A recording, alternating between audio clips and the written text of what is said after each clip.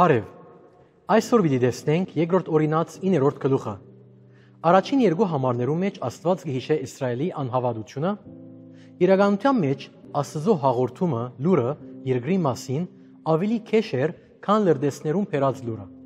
Կտեսնենք Աստված գիտեր երկրի մասին եւ գիտեր թե որքան գային այնտեղ։ Աստված իսրայելցիներուն ըսավ, որ ամեն բարակայի երթան եւ մտնեն երկիրը։ Եվ Աստված ըսավ. անշուշտ անոնք ցեզ մեծ զորավոր են, բայց ես ցեզի հետ եմ։ Սակայն անոնք չմտան։ Ինչու՞։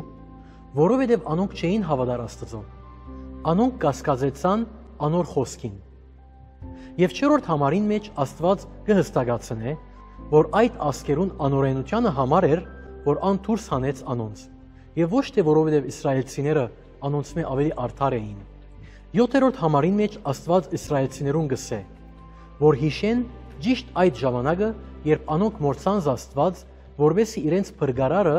եւ ոսկիե հորթը շինեցին։ Գալով 14-րդ համարին կտեսնենք Աստված գուզեր Մովսեսեն նոր ասկ մշինել եւ մնացյալը ոչնչացնել գրաբաշխության պատճառով։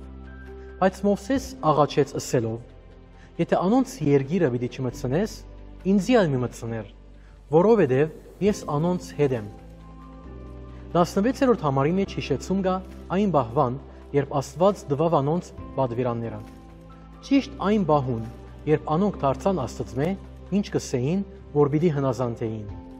Երբեմն մարդիկ արդակնաբես գտվին, որ հավատարիմ են, բայց ներքնաբես այդպես չեն։ Մենք բոլորս կարելի է այսպես երգերես ըլլանք։ Այդ պատճառով պետք է Սամոս 2-ին պես աղոթենք ըսելով. Փորձես ես ով Աստված, ու գիցիր իմ սիրտս, եւ նայե,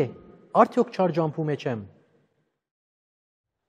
Երկրորդ օրինաց 9:19-ի մեջ Աստծո մասին երկու տարբեր հատկանիշներ կբացահայտվին,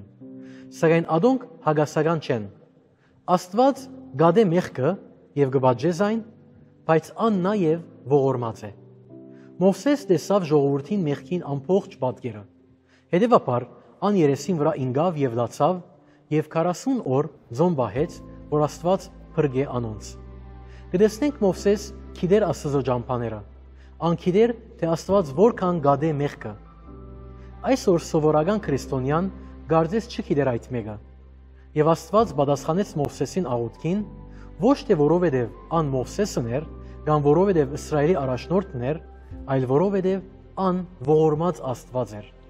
Եվ ետքը 26-29 համարներուն մեջ կգարտանք Մովսեսի աղոթքը։ Սիրելիներ, Մովսես գիտեր ինչպես պետք էր աղոթեր Աստծո ըսածին համեմատ։ 12-րդ համարի մեջ կսե. քանզի աբագանեցավ քու ժողովուրդդ։ Մովսես պատասխանեց. դեր, անոնք քու ժողովուրդդ են, ոչ թե իմ ժողովուրդս։ Ես անոնց Եգիպտոսեն դուրս չհանեցի, թուն հանեցիր։ Ետքը Մովսես կսե. մնացյալ ասկերը պիտի ասեն, որ թուն գրծար իսրայելցիները դուրս հանել, բայց չգրծար զանոնք երկիրը մտցնել։ Եվ այդպիսի աղոթքը սիրելիներ շարժեց Աստծո բազուկը։ Երանի մենք ալ գիտնանք այդպես աղոթել։ Ետքը կանցնենք 10-րդ գլխուն։ Առաջին համարի մեջ Աստված ժողովրդին նոր սկիզբ կտա։ Ան նորեն կգրե 10 պատվիրանները եւ Մովսես զայն գտնե ուխտի դաբանագին վրա։ 8-րդ եւ 9-րդ համարներում մեջ դերը գզադե Ղևիի ցեղը որպես կահանայական ցեղ գրելու համար դաբանագը։ Ան գործնե մնացյալ ցեղերը անոնց ժառանգություն խոստանալով։ Բայց Ղևիի ցեղը ժառանգություն պիտի չունենար, քանի որ Աստված պիտի լար Ղևիի ժառանգությունը։ Այսօր Քրիստոս հավատացյալին ժառանգությունն է։ Մենք օրհնված ենք բոլոր հոգևոր օրհնություններով երկնայիններուն մեջ։ Այսօր եկեղեցին քահանայություն է, եւ ամեն մեկ հավատացյալ քահանա է։ Այդ մեծ հոգևոր դասմն է մեզի համար։ Ետքը 13-րդ համարին մեջ կգարտանք, թե ինչպես Աստված կբահանջե իսրայելցիներեն իր մե վախնալ, իր ջամփաներուն մեջ կալել, զինք սիրել եւ իրեն ծառայել։ Եվ եթե անոնք բահեն այս պատվիրանները, 10-րդ համարը գսե, թե անոնք պիտի օրհնվին։ Բայց երբ այս պատվիրանները խախտեն, դատաստանը պիտի կա անոնց վրա։ Փառք Աստծո, այսօր Աստված կփրկե շնորհքով եւ ոչ թե օրենքով։ Իրականության մեջ ան երբեք չէ փրկած որևէ մեկը օրենքով։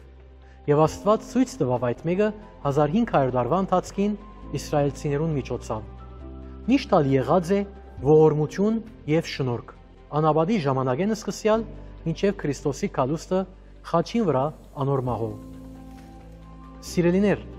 մենք ենք օգտվողները այդ օրհնյալ գործեն, որ Քրիստոս կատարեց խաչին վրա։ Ամեն։